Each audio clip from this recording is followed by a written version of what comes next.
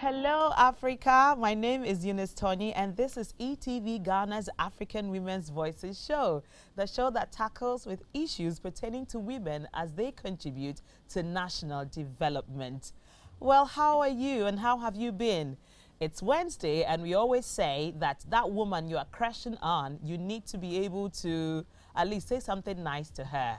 Do not forget to do that. And if you're yet to do it, please go ahead and do that. Give her a call right now or send her a message or a WhatsApp and let that woman know how much you are crushing on her and how you appreciate her. Last week was really exciting as we talked about breast cancer awareness. And still in the month of breast cancer awareness, we are still going to be revealing much more to you around the awareness that comes with breast cancer. It is also GMABC's Business Month. And when I say GMABC, I mean Global Media Alliance Broadcasting Company. It is our business month as well. So we're going to be introducing you to various entrepreneurs who will be sharing very wonderful nuggets around what they do and what you'll be needing to be able to better yourself as an entrepreneur. So just before we continue the conversation, I'll be taking you over to the 60 seconds update segment where we'll tell you what's happening in Africa and across the world.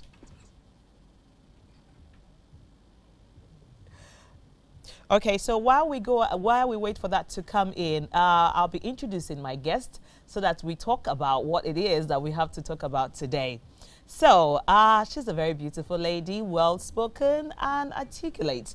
And I'm very sure you're going to be enjoying what she's going to be saying to us today. Okay, so ladies and gentlemen, join me as I make welcome a lovely lady who is a writer and also is into winemaking. She's going to introduce herself one more time before you. All right, so you're welcome to the show. Hi, thank you very much. What a lovely introduction. Thank you. I really appreciate the fact that you were able to come despite your very busy schedule. Thank you. It's never a problem. Nice. So our audience would like to know who it is that you're talking to today. Okay, so my name is Nadia Techuamensa. I'm actually an entrepreneur. I'm not a winemaker. Okay. I have a wine cafe as one of my businesses. It's called Sai Wine Cafe. It's in Osu. And I'm also an owner of a Pan-African brand management agency called Sixth Sense. Okay. And this year I published my first book, which is called How to Get Ahead in Ghana. So that's just the little things about me. Oh, and I'm a mother. First and foremost, I'm a mother. That's wonderful. Wow. And how has it been, you know, having to juggle work and motherhood? How has it been? Okay. You know, when you're doing business, and for me, my life is a calling. So everything that I do, I believe I'm being obedient to what my calling is. And sometimes when you're on that journey, you have to make certain sacrifices. So at the age of 6 years old, I actually moved my son back to the UK, where he studies and he stays there with our family and everything else that's there. So it's actually much harder because now it's distant relationship, you know, a lot of phone calls, a lot of visits like every quarter and stuff like that. But during this COVID times, it's been very, very difficult, to be honest with you. Yes, I've not seen him since March, but he'll be coming this weekend. Hello, Isaiah. Hello, mommy loves you. Oh, that's so wonderful. Yeah, so cute. It is very, very difficult, but it allows you to know your purpose in everything you're doing. You're not just doing it just because. You know that there's somebody there that you're working this hard for. Do you understand? Someone that you want to pass this on to, someone that you want to make proud, for them to say that's my mother. So it is very hard, but by God's grace, we're making it work. Nice. All right. So now that we understand that you're a mother and you're also having to do several other things on the side, wow, we want to say well done, because that's what this show is about. We tackle issues pertaining to women as they contribute to national development, and you're really contributing to the development of Ghana as a whole. And small. A big thank you. You're trying to be modest. All right, that's cool. Okay, so getting deeper into the conversation, I would like to let our audience know that first, she said she's an author. Yes, this book I'm holding was actually written by her, and it's titled How to Get Ahead in Ghana. Your little black book on how to go from average to awesome in 10 simple steps by Nadia Techuamensa. This is interesting because a lot of times people travel to, various countries as tourists, and they don't really have an idea of how to get along. This looks like a very wonderful book that is going to help you if you're coming into Ghana for the first time, or if you've even been here for some time. This book will still help you. And aside that, as Ghanaian too, you need to also know certain things about your country that you probably never knew about. So what actually led you into thinking about writing a book on how to get ahead in Ghana? So it's been 10 years that I've been in Ghana, 10 years this year. And like I said, working at the agency, we went from starting with 1 staff all the way to 18 staff.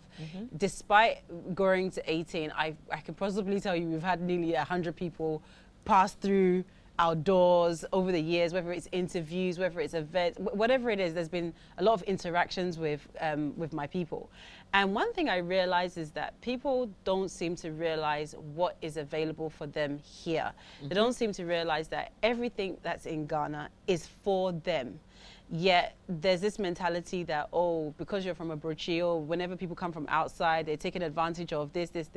But I realize the biggest challenge is that when we don't have our minds right in order to take advantage of what's in front of us. We like to blame government for a lot of things, and to be honest with you, there's some things that government need to do, yes. But then I realized along the line that there's a lot of problems we have within ourselves, and this is personal issues, whether it's a spiritual issue, an emotional issue, a physical issue that we have with ourselves that we're not at peace with ourselves with, which doesn't allow us to then really look at what's around us and take advantage of what's there. You don't need to have a master's, you don't need to have traveled, you don't need to have a lot of money to really just pick up on some of the things that are in our environment and really pick it up and run with it. So how to get ahead in Ghana was more about, guys, let's just keep this short and simple. 10 steps of how you can take advantage of what's in your environment and how you can become a better version of yourself. And I think we don't focus enough on mental health. We don't focus enough on emotional health. And we don't really point the finger back at ourselves to say, no, you might actually be the problem. So the book addresses everything from you getting rid of your demons, you being able to understand what your challenges are, you being able to prepare yourself, take advantage of opportunities and everything. It basically addresses all of those things in 10 simple steps. Because I know most of the time people don't really like, they don't like reading too much. So 86 pages, 10 steps, very actionable, perfect reference book. That's what it was built on. Awesome. And what I just want to say that it's myself as well that's gone through these 10 steps, and I've experienced it. I've grown and come to a certain point in my life, and I've realized that actually those 10 steps I've actually been able to apply to my life, and I still apply it till today. So sometimes when somebody says, oh, in your book it says, I'm like, that's true, yeah. Let me pick this book up again. Wow, that's nice. So could you just take us through some of the steps that you mentioned? So one of them, the first step is get rid of your demons.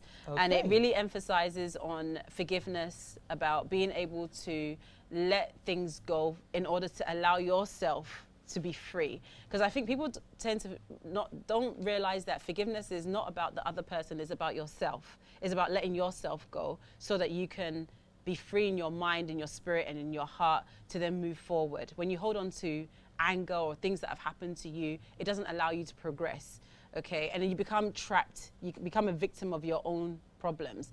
And we have to learn that our past is things for us to learn from, not for us to be entrapped by. Another chapter in there which I love is preparedness. And not being prepared, but preparedness. So preparedness is a deeper level of being prepared, which means that when opportunity presents itself, you're so ready that you can just pick it up and run with it. But more often than not, I realize that we don't like to be prepared. We like the opportunity to present itself. Then we try to get prepared. And then we don't take advantage of the situation as best as we can. And then we also don't deliver as best as we can, which means that we might lose out on that opportunity. Another chapter which is inside there, which I love, is dig deep and even deeper. So first is to forgive. One of the chapters is to forgive. I think that's chapter 1. Chapter 4 is preparedness. And I believe chapter 9 or 10 is dig deeper. Dig deep. And that one is about understanding that there's so much about you that you haven't even discovered. And more often than not, most of us are just scratching on the surface of our excellence.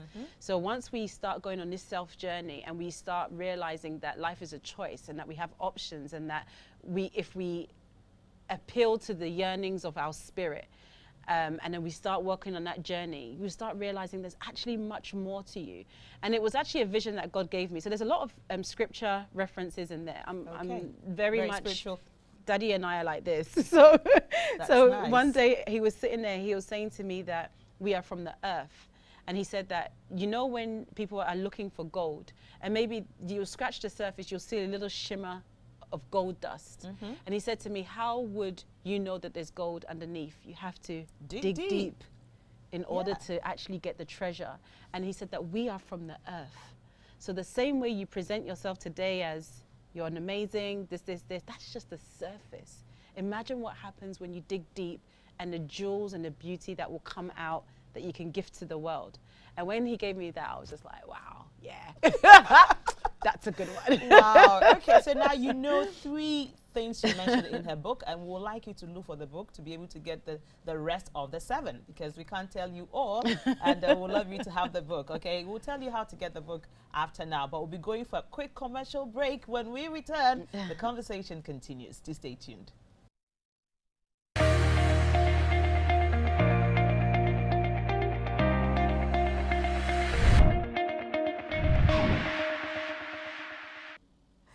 And you're welcome back to eTVGhana's African Women's Voices show. We were talking to Techua Mensah, and she's really been able to review 3 powerful nuggets in her book.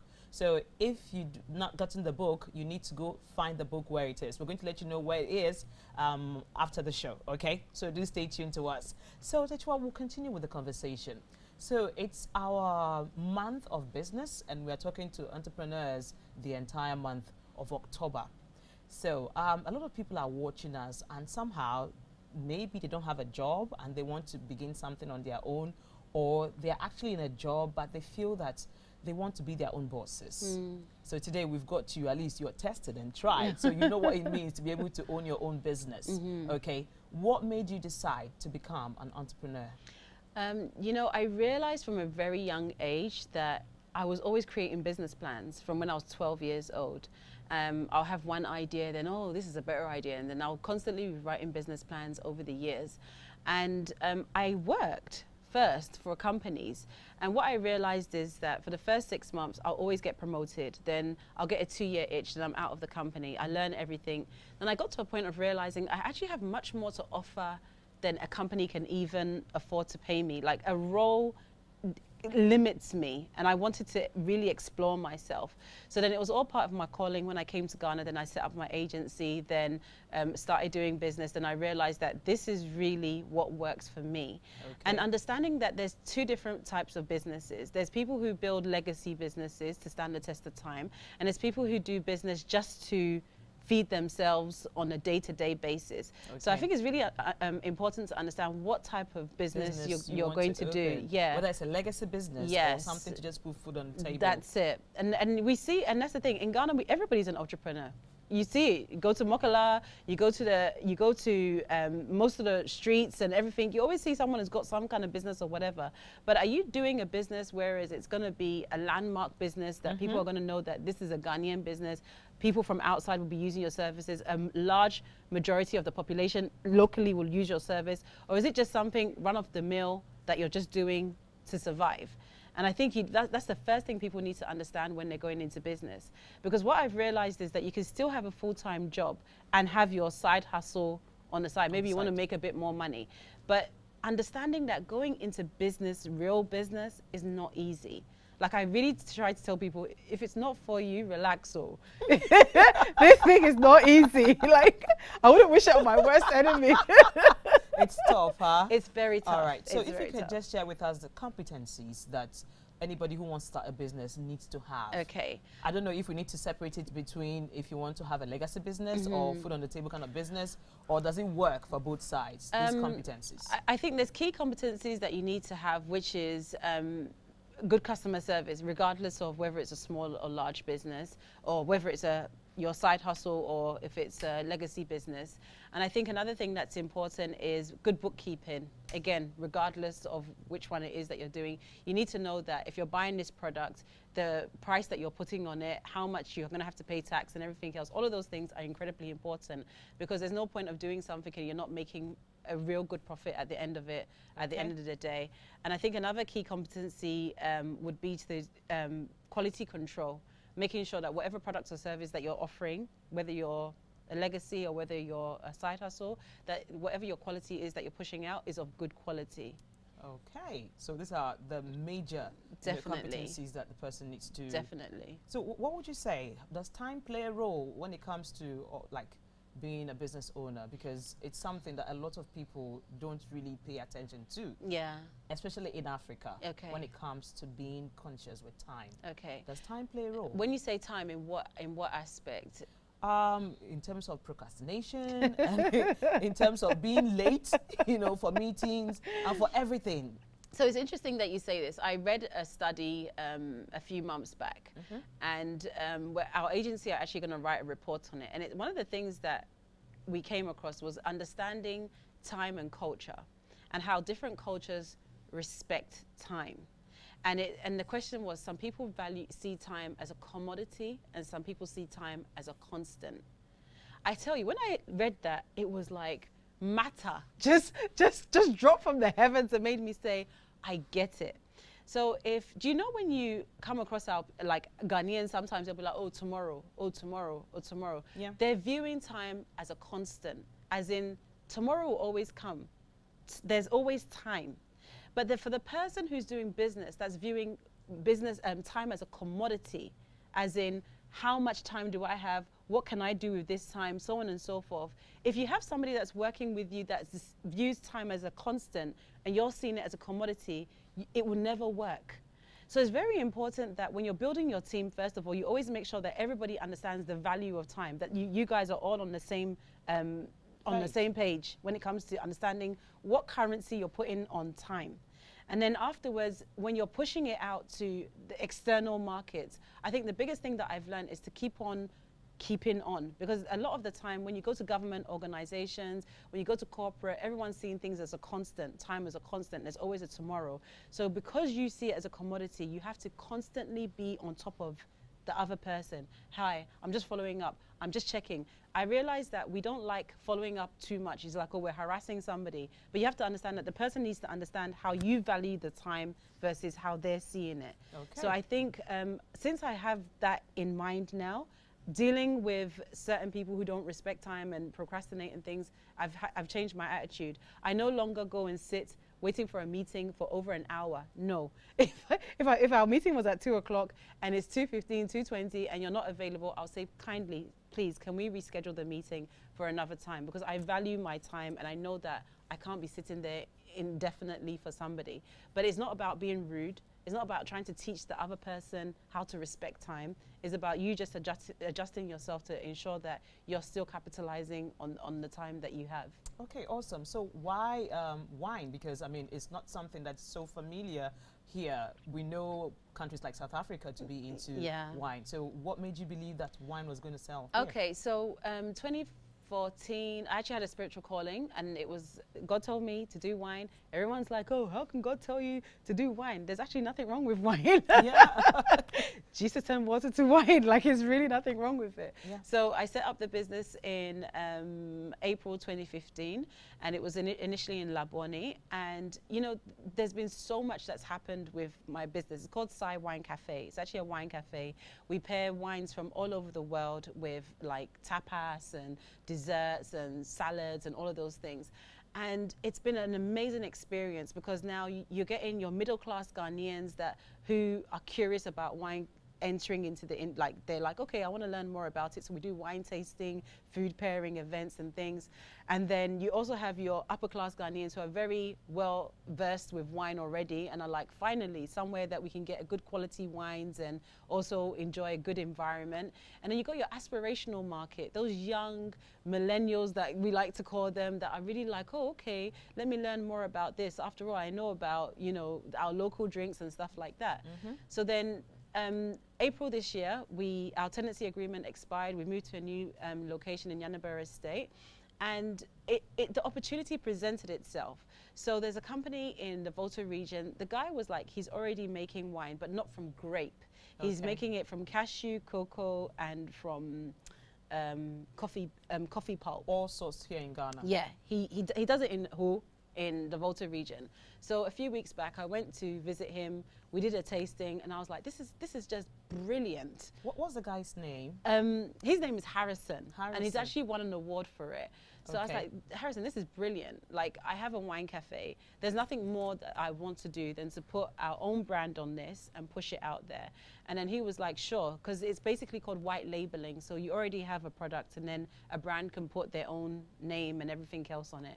So we went through the process, we created the brand and everything else, and then we produced the product Volta, which is actually from the Volta region. We wanted to represent the Volta. We always hear about Ghans, we always hear about Ashantis, we hear about the North. You don't really hear much about the Volta region. So it came very easy to us. It was like, Volta, we're celebrating everything beautiful, complex, and innovative about our motherland, and we want to put Volta region out there for once. That's beautiful. So that's to say that you are looking at a legacy kind of business. Exactly. And the thing is, we're only starting in Ghana for now, but by 2021 we want to push it out to the UK. We want to make sure that the retail stores are also stocking it. We also want to make sure that regionally within Nigeria, Cameroon and other countries, that they're also going to be stocking wine from Ghana. And I just want to say, some people say, oh, but it's not from grapes, so you can't call it wine. And I just want to say, you can. It's just that wine is typically known as grapes, but as long as you place the name of the fruits in front of the word wine, then it's okay, because it goes through the same fermenting process as wine does and the same barreling process as wine does and everything else. They're all alcoholic. They're between 11 to 12% alcohol inside them, and you treat it just the same way as you would wine as well. So that's something people have been like, you can't call it wine. No, I can. That's been amazing. And I just want to say, cashew wine is actually been very popular in South America for decades now. So it's not as if it's even anything new. It's just new to Ghana, and that we're now doing it.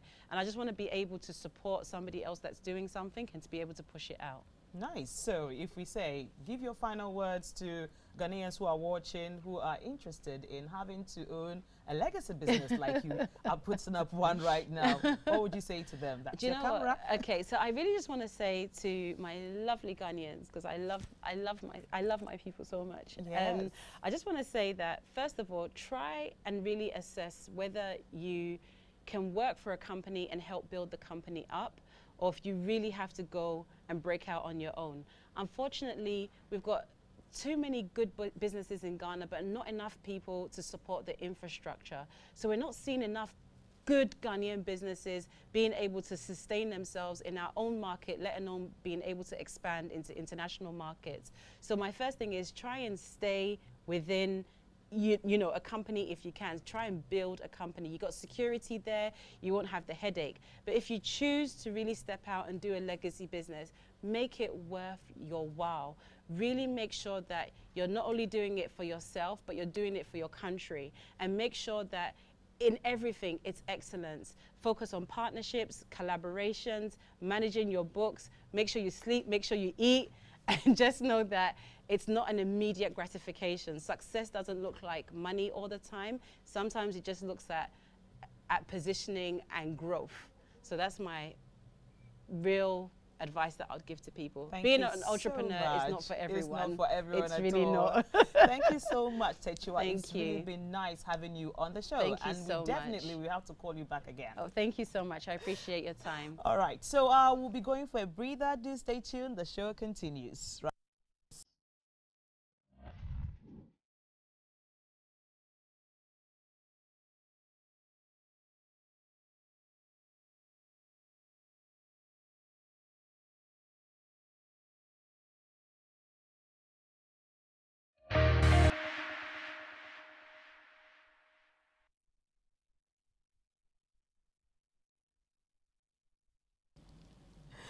You're welcome back to eTVGhana's African Women's Voices show. We just spoke to Techua Mensah, who is an entrepreneur, and she shared some nuggets about what you need to know about opening a business. If you want to open a business, you need to know whether you want to open a legacy business or a business that is just going to put food on your table. When you make that decision, it's going to help you to know what to do and how to be able to set yourself along the right path. She also had a book that she introduced to everyone where she said that she had 10 nuggets about how to get around in Ghana. So find the book and then just read them and understand what her ideas are about. It definitely will help you. It is Breast Awareness Month all over the world. And eTVGhana's African Women's Voices show has joined the world to ensure that a lot of men and women get to understand what they need to know about breast cancer awareness. So we have a footage for you before we introduce our guest for today. Do stay tuned. And you're welcome back. According to the footage you watched, somebody wanted to feel closer to a loved one who had passed as a result of breast cancer. So he always had to go to the kitchen to feel the person's presence. So we do not want issues around breast cancer to get to this stage. That's why we are part of the awareness creation around breast cancer, so that early detection will help you to get better treatment. So today we have a doctor who will be talking to us more around breast cancer, and she's a regular one here at eTV. I'm sure most of you have seen her before. We're happy to have invited her again. Dr. Irajua Nuno, welcome, welcome, welcome. It's almost been a year since we met. Yes, it's been quite a while that we met, but I mean, I'm so happy to have seen you. Same I here. remember that recently, you know, you had to even stop your movement because of the COVID. Yes. You had people to take care of. They had to take care of more people in the hospital, so she just had to take a break. But we are really happy to see you here again. I'm happy to be back as well. Thank you so much. So even though it was explained what breast cancer is, for the purposes of those who just tuned in, could you please enlighten us again around what breast cancer is? Okay, so breast cancer is a disease that affects the breast cells. Okay, they grow abnormally. We have mechanisms that regulate the rate at which the cells have to grow. But in breast cancer, these mechanisms are there's some dysfunction within them. So the cells are just growing rapidly than they should. And there are 3 different cells in the breast. You have the duct cells, the lobular cells, and then the connective tissue. So any of these can be affected. Okay. The lobules are just the glands that produce milk in the breast. And the ducts are the pathway in which the breast milk goes into the nipple. And then the connective tissue is just the fibrous and fatty tissue that the breast has. So if any of the cells start to grow abnormally, then it means you have breast cancer in any of these 3 different kinds of cells. So depending on where the cells are growing abnormally, you call it that, it will either be a lobular cancer or a ductal cancer based on where the abnormal growth is occurring. Yes. Oh, okay. So how long can the cancer stay in you before you get to begin to notice that, okay, something is not right? Okay, so usually it takes about 2 to 5 years. Basically because for you to feel that there's a lump or a cancerous lump in your breast, the cancer cell should have multiplied about 30 times. And it takes about 2 to 3 months to multiply. So by the time you would have felt let's say around the 28th time when it's multiplying, that you start to feel the lump within the breast. Okay. So usually we calculate about 2 to 5 years that you start to feel the cancerous lump. Wow. 2 to 5 years. Yes. So that's the reason why we are all being taught to and that's why people miss it a lot. Even you might not even feel it, but if you do the mammograms and the scans, you might find that you have a lump or you have a cancerous lump, and then we can start the treatment for you as soon as possible. Wow. Yeah. Okay. Well, I mean, it's known that it happens to a lot of women, even though a few men also have experienced it, but it happens to a lot of women and adult women. Yes. But some time back we heard about, this particular cancer affecting a very young child, a 10-year-old child. Yeah. And we would like to really talk a little bit about it, especially because we celebrated International Day of the Girl Child just on Sunday. So for parents or for people who are caregivers who have young girls living with them, they need to know exactly what to look out for. So because if a child some years back was able to have it detected that, you know, she had that situation, we feel we also need to let people know here too that as early as possible they should begin to check their girl children. What really is the, you know, would I say the figures around this? Is this something that is so popular, or it's something that, I mean, is 1 in a million cases? Well, breast cancer in under 20s is quite rare, and even under 10s is even more rare, you know. The percentage will be about 0.1% that you've seen under 10. So this person that you probably saw, it was a 10-year-old child. You wouldn't see in probably in the next couple of years. I'm sure she's probably the only one that has had it in a, if you calculate the number of women or girls that are out there in this world, probably the only one who has actually even gotten the cancer. That's how rare it is. So it's not so commonly seen in them. And this was in 2009, so you can just imagine how long ago it's been. You know, it's not a current thing that we're having at the moment. I don't know, notwithstanding, I mean, the earlier you teach your young girls to examine their breast on a monthly basis, the better it is for them. So that when it's become such a routine or it's part of them, they grow up always examining their breast. And there's a problem, they can pick it up early before it spreads or before it goes beyond control. So I mean, it's not a bad idea to teach the young ones, even though it's quite rare in them. You hardly see under 20s having breast cancer, but I mean, there are few rare cases. You might get a 17-year-old having one or an 18-year-old. So yes, the possibility is there. So I mean, it's not a bad idea to train every young girl to know how to do. I mean, once they start developing breast tissue in any case, to just know how it's done on a monthly basis, so that at least once a year or once every 3 years, they can even come in and an expert also examines the breast for them. Okay, nice. We have a chart that we'd like to show our audience, and it has to do with having to do the self-check on the breast. So if you can help us talk through it for us to be able to at least get people aware about how to be able to like self-check themselves. I have heard that sometimes when you're checking yourself, you shouldn't only concentrate around the breast, well, the fleshy part that we all think. You need to go up somewhere towards your shoulder here and then underneath your armpits. Because of the lymph nodes. We'll talk about the stages, so I'm sure we'll talk about the lymph nodes later. So let me just focus on why you examine the breast and why you go towards the axilla and the armpit area and above it. Because breast tissue also extends in that area. So the best time to examine your breast is after your period. After the period? Yes, because at that time it's not so painful. You know, when you're ovulating, you have pain. When you're having your menses, you have pain. I can relate. So you wouldn't want to cause any pain during the examination, right? So the best time to do is after your menstrual cycle. At that time, there's no pain in the breast. Or we believe that you shouldn't feel any pain whilst doing it, even though that breast cancer is generally painless. You only start to feel pain when it's really bad before you start to feel any pain. So it's done for the menopausal women. I mean, you can't say, because they're not having a period, you can't say it should be done after their period. So we just say they pick a date in the month. So let's say you're born on 14th October. So every 14th of every month, you just examine your breast yourself. And then once a year, you let an expert examine it for you. So what you do is that you stand in the mirror, you lift both hands up, and then you hold your waist as well. And what you're looking out for is any change in the size or shape of the breast. So you lift both hands up? Yes, in the and then later put on the waist? Yes, to tighten.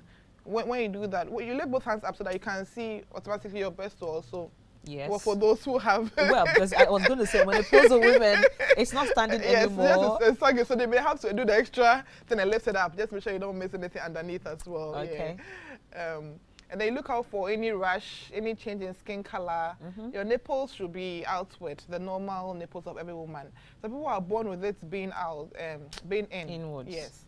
Now, if it's like that from day one, you don't have to worry about it so much. But if there's a change, let's say it used to be out, then suddenly it starts going in. We call it inverted nipples, then you have to start getting worried.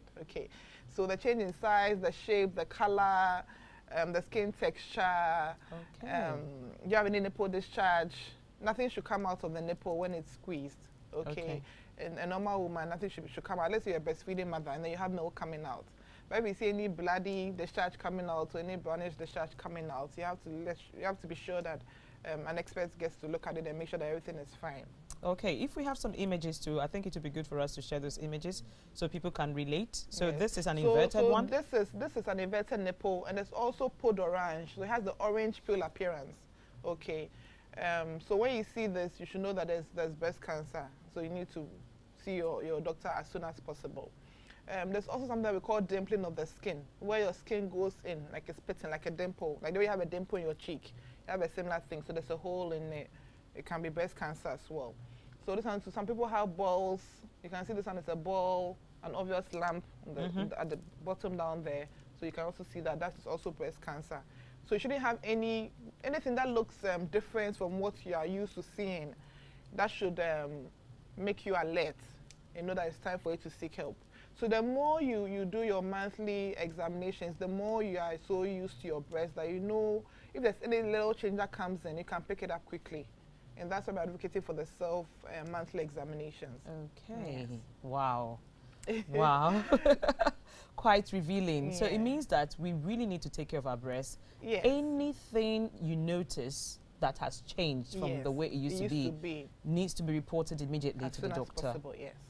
Okay, so we learned that there are 4 stages of cancer.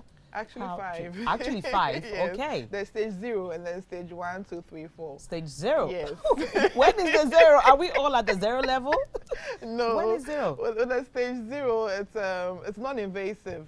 Okay, so usually the breast cancer it's localized, it's in the ducts. So we call it non-invasive ductal in situ carcinoma. So it means that the breast cancer is just localized in the ducts. Okay, the ducts are what I said, it's where the pathway where the milk passes into the nipple. Those are the ducts. Okay, so that's the non-invasive type. And the 1, 2, 3, 4, it just means that it depends on how it's spreading. So with 1, it's usually still in the breast. Stage 3, it's entered the chest wall. And then stage 4, it's gone, it's advanced. So it's gone into the bones, the spine, the brain, the lung, the liver, yes. So if it's the liver, you may be jaundice. If it's the spine, you have bone pain. You know, if it's the brain, you may be delirious. You can go comatose. If it's the lungs, you have difficulty in breathing and all that. So you don't want to get to stage 3 and stage 4 because those have a poor prognosis. So we are hoping that when we catch the breast cancer, it should be at least either stage 0, 1, or 2. Yes. So that's why early detection is very really key, yes, and the self-examination is very, very important. We came across a footage about how to examine the breast. Could we take a look at that and then you advise and let us know whether it's being done the right way or not? Okay, that's right. Discharge. Some discharges can be normal due to hormonal or medication. However, all discharge should be reported to your doctor. Note: the color of the discharge, whether it comes from both breasts and whether it comes from 1 or more openings. To make easy, use oil and either apply some oil or soapy water to allow easy palpation. Next, press your hands firmly on your hip and lean slightly towards your mirror as you pull your shoulder and elbow forward with a squeezing or hugging motion. Look for any change in the normal shape of your breast. Now, bend forward at the waist, hold your head up and look in the mirror. You may notice that one breast is larger than the other, and this is normal. Looking in the mirror, raise your arms and rest your hands behind your head. This allows you to see the underside of your breast. Roll your shoulder forward and reach into your underarm. Be sure to cover the entire breast and check behind the nipples. Wedges. Starting at the outer edge of the breast, move your fingers towards the nipple and back to the edge. Check your entire breast, covering one wedge-shaped area at a time. You should not lift your fingers while feeling the breast to make sure no area is missed.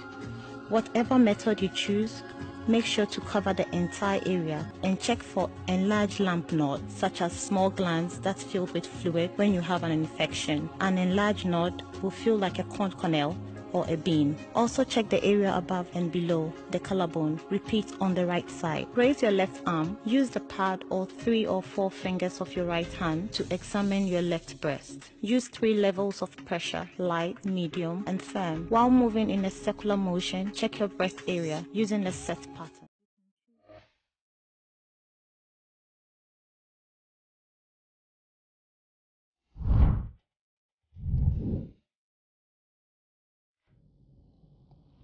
And you are welcome back to eTVGhana's African Women's Voices show. Just before we went on the break, we were showing you how to examine your breasts so that once you notice something different, you'll be able to report to the doctor.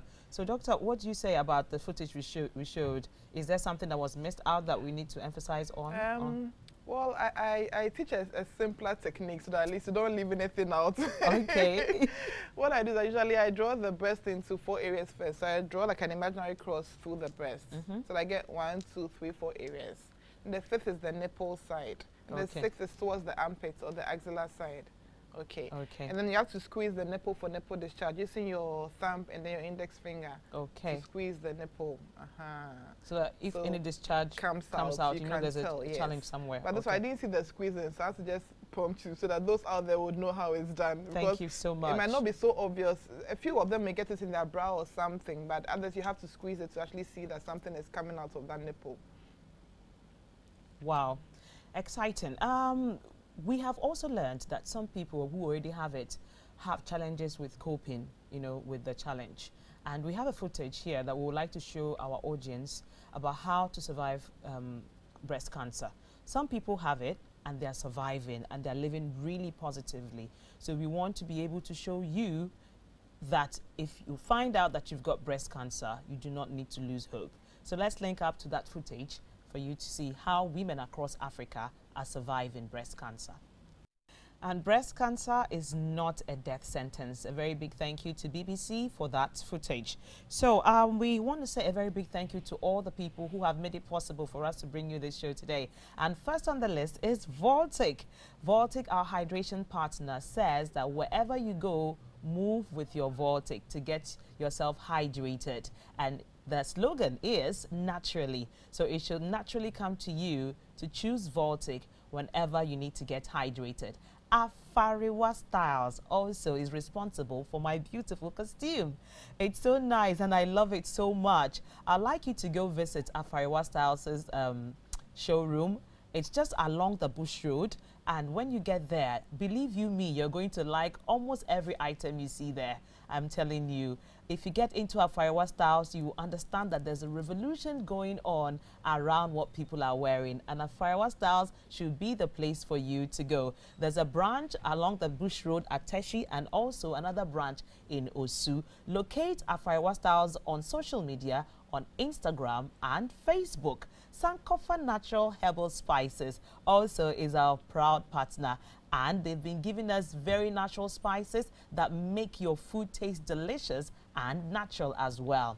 Albi Bite Catering Services is our #1 caterer here at eTVGhana, and we want you to make her your #1 caterer as well, because when it comes to local and continental dishes, she's there. When it comes to local drinks, she's there. And when it comes to making cakes, she is wonderful, and she'll make it really memorable for you, that whenever you remember Albi Bite Catering Services, you will know that she really is worth the name. And my hair is proudly put together by Awu's Hair. You can locate her on Instagram. So life has taken a new curve, and digitization has become an integral part of our lives. Global Media Alliance presents the webinar series dubbed The Influence of Digital Media on 2020 Presidential and Parliamentary Elections Amidst COVID-19. So we are looking forward to having you register, and registration is free. You need to register now on www.gmaworld.com, and for more details contact 020-2222-096. 020-2222-096. The day for the webinar is going to be on Tuesday, 20th October 2020, with Dr. Kobe Mensah from Political Marketing and a senior lecturer at University of Ghana Business School, Maximus Ametogo, digital expert, and Ellie Daniel Wilson, who is the digital head at Global Media Alliance. They will share insights and ideas on the digital space for the election period. So we've been talking breast cancer, and we're not going to let our doctor leave here without giving us her final words, okay? So take it away, Dr. Irajua. Okay. So breast cancer is real, and even though it affects at least 1 in 8 women can get in their lifetime, the earlier it's picked up, the better your prognosis. So don't be afraid, just examine your breast on a regular basis. And I'm doing this free virtual consultation during the month of October. For anybody who needs any advice on breast cancer, wants to know about the screen or anything, they can contact me on my number. It's 054-692-3934.